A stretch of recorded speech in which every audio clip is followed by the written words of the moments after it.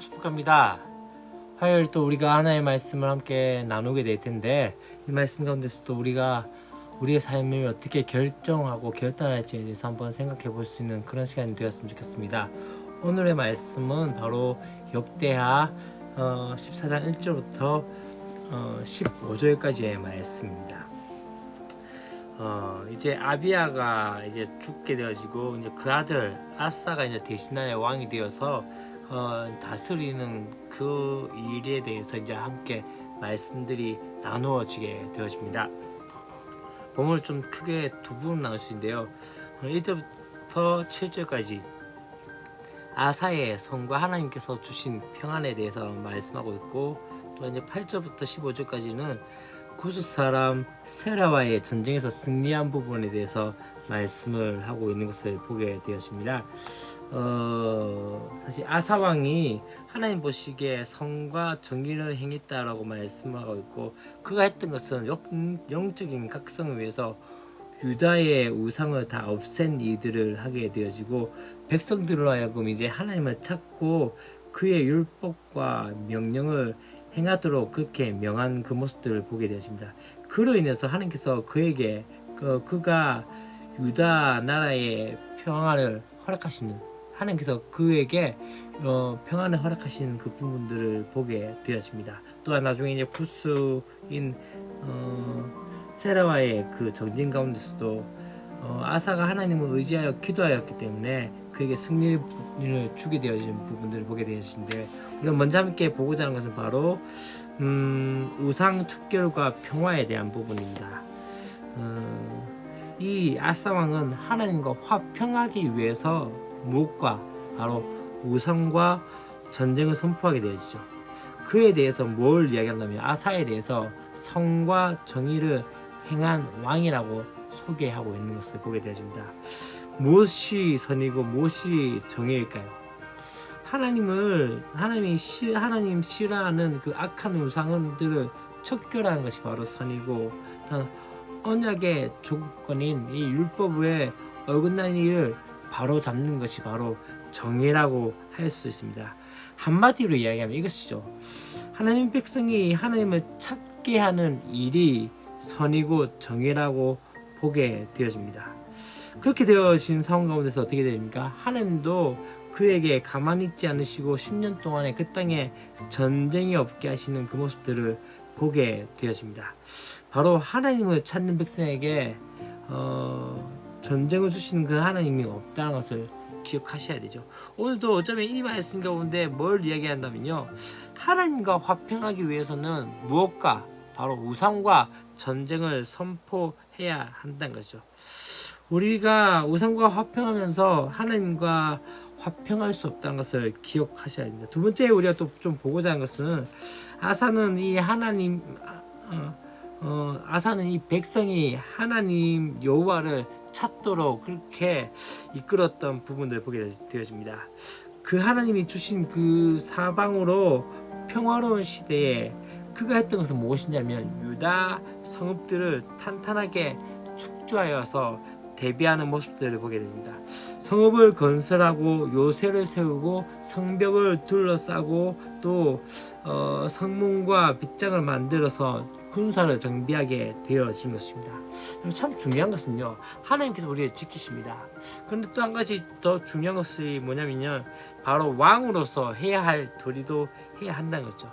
우리는 때때로 그런 생각들을 할 때가 있습니다. 어떤 생각을 한다면요, 하나님 믿는데 왜 보험을 드냐, 또 하나님을 믿는데 뭘 그렇게 준비를 하냐, 하나님을 믿는데 왜 준비를 해 가냐, 하나님께서 우리의 삶을 이끄시고 하나님께서 우리 역사하신다고 우리가 믿는데 왜 그렇게 해야 하느냐 하는데, 중요한 것은 그분을 믿기에 믿음으로 보험을 드는 것이고 믿음으로 준비해 가는 것이죠. 다윗도 비슷하지 않나요?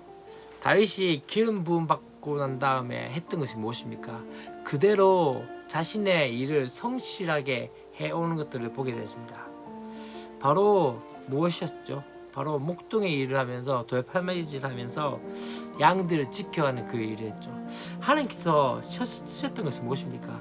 바로 다윗이 준비했던 그것을 통해서 하나님께서는 역사하셨다는 것을 기억하셔야 합니다. 자, 하나님을 믿는다는 것, 또 믿음으로 준비해 간다는 것들은 상호 이게 반대되어지는 것이 아닙니다. 보완되어진 거죠. 우리는 그렇게 생각하는 경우가 있습니다. 우리는 가만히 있는 것이라고 생각할 때가 있습니다. 그러나 그렇지 않죠. 인도나 힌두교에서는 그렇게 이야기하죠.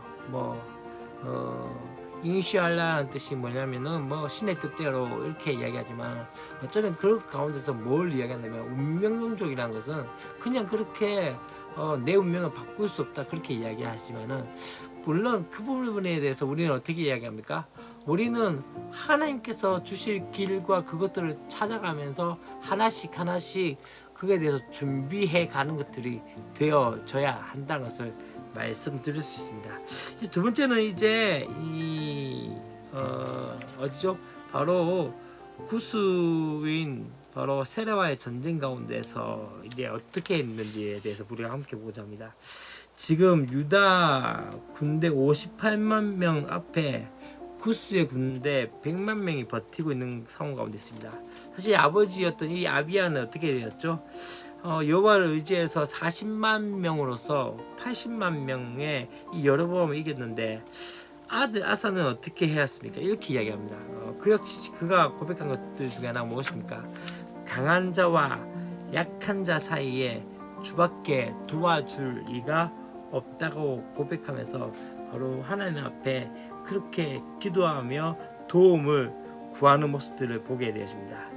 하나님이 개입하셔서 사람이 결코 하나님을 이기지 못한다는 그 사실을 알게 해달라고 좀 구하고 있는 것을 보게 됩니다. 여러분 참 여기서 참 중요한 것이 있습니다. 아까 전에 이야기했던 것처럼 인간이 해야 할 도리, 준비해야 될 것들, 마치 하나님이 지키시지만 성읍을 준비하고 성벽을 중축해가며 그렇게 군사를 재정비하는 것과 또 오늘도 이 뒤에 부분에서 어떻게 되십니까? 최선을 다해서 전쟁에 대비하였지만 이 승리는 무엇이죠? 정비한 성읍이 아니라 바로 하나님이 이루신다는 것들을 알았던 것을 보게 되시죠. 군대가 아니라 믿음이 그에게 승리를 가져다 주었다는 것을 보게 되었습니다. 저는 이 고백 바로 어쩌면은 이 고백이 우리의 삶 가운데 있어야 되지 않겠나라는 생각이 되어집니다. 아사가 그의 하나님 11절 말씀이죠. 그의 하나님 여호와께 부르짖어 이르되 여호와여 힘이 강한 자와 약한 사이에는 주밖에 도와줄 리가 없사오니 우리 하나님 여호와여 우리를 도우소서.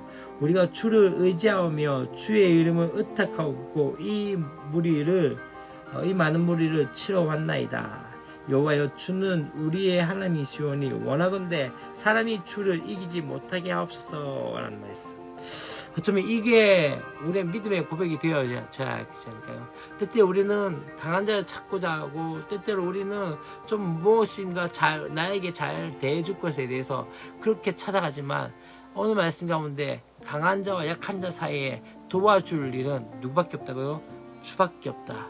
이게 바로 아사의 고백이고 또 저와 여러분의 삶의 고백이 되었으면 좋겠습니다. 그러하기에 더욱더 하나님을 의지하며 신뢰하며 나갈 수 있는 우리의 삶이 되었으면 좋겠습니다. 내일도 우리가 기쁜 마음으로 함께 말씀 가운데 나갔으면 좋겠습니다. 사랑하고 축복합니다. 화이팅!